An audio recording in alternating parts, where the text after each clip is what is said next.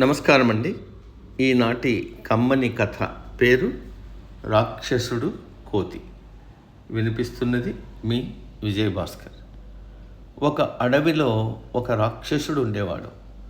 అతను మిక్కిలి క్రూరుడు. కనిపించిన జంతువునల్లా తినేస్తూ ఉండేవాడు.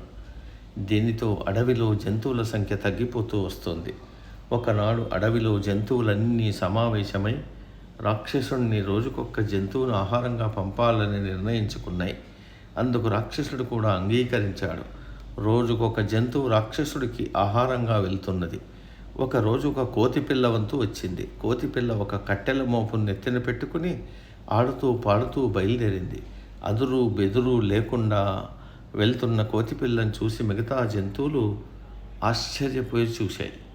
కోతిపిల్ల వెళ్ళి రాక్షసుడు ఎదురుగా నిటారుగా నిల్చున్నది.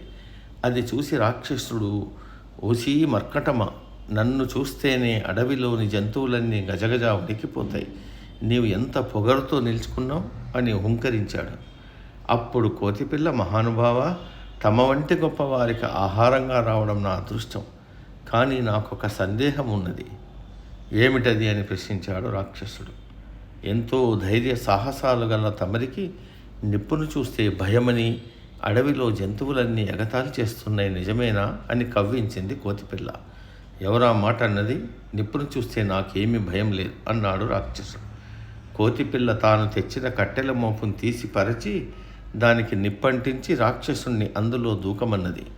రాక్షసుడు అగ్నిలో దూకి మరణించాడు. అది చూసి కోతిపిల్ల ఆనందంతో నాట్యం చేసింది.